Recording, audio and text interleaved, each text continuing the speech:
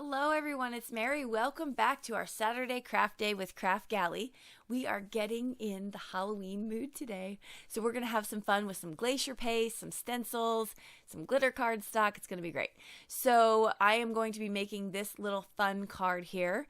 And let's get to it. So the first thing I'm going to do is figure out what stencil I want to use. This is how I store my stencils. It has been just so helpful for me in my craft room because now I have all my stencils in one place and I can flip through and check out what I want to do. So I am going to ultimately decide on the spider web stencil that I have. So I'm going to use that, and I'm going to be using some glacier paste again. So I used this for the first time in my last video last week, and we'll talk more about it. I did use some pixie dust spray on my stencil, and I did that off camera because last time I did it straight up in my face, and that is not good for the ingestion, if you want to say that. So I am going to place this down. I'm working on my craft mat, easy cleanup, and I'm going to place down this glacier paste. Now this glacier paste, I'm reaching for it, is, which one is this? This is Quicksilver.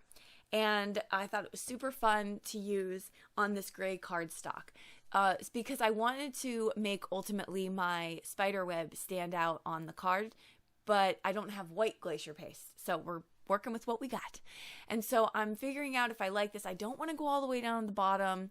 I'm just kind of having fun with it.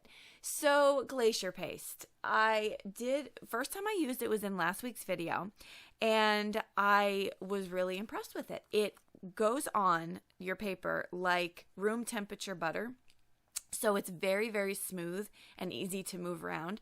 I got a lot of questions on, is it like Glimmer paste? What's the difference between this and embossing paste? Great questions.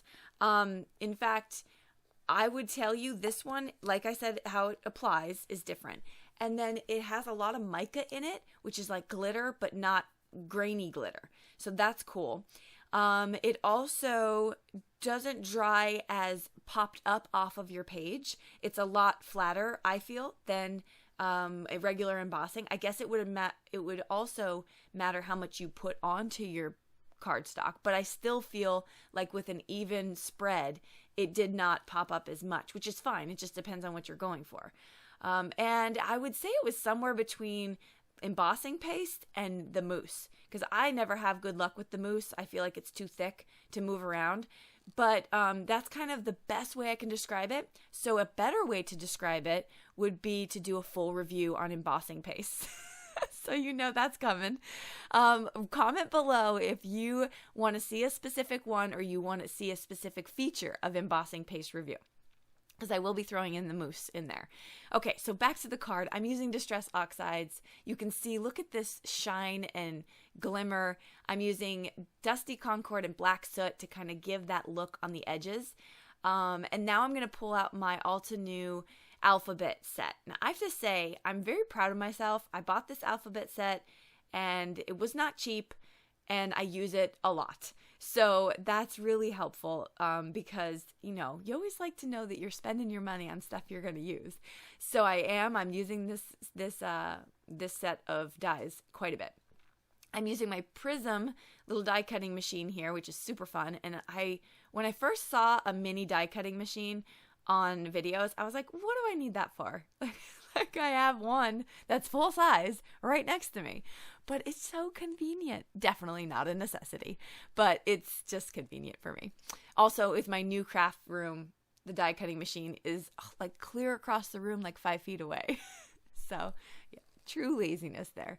Now I'm going to put my letters together. So I am piling up 4 cardstock pieces of the letters, and then I'm using this Doris glitter cardstock for the top.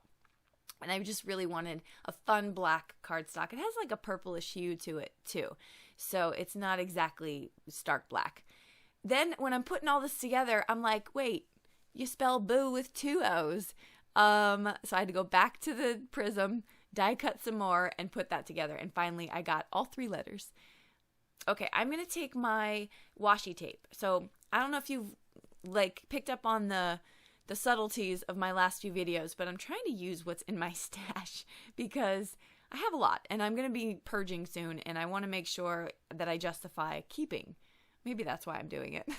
But I'm using stuff from my stash. So I pulled out some washi tape that I've had, and I'm going to use that kind of just like a belt accent piece right at the bottom.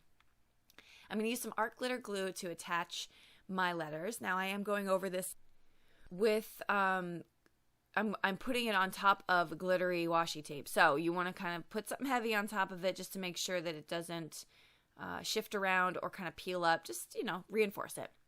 So I get my get my boo all situated. And then I thought it would be fun to put some googly eyes right in the middle of that spider web. So I just picked out some googly eyes from my stash. And this pickup tool is amazing because it picks up stuff like sequins. And then this is a plastic finish over my eyes.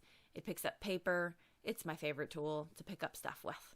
So I'm going to do that. And then I'm also going to try to put a block on top of the eyeballs. All right, so we get that finished. Now we're going to just start putting our card together. So I have my base here, 110 pound Nina Solar White. Any sturdy cardstock would do.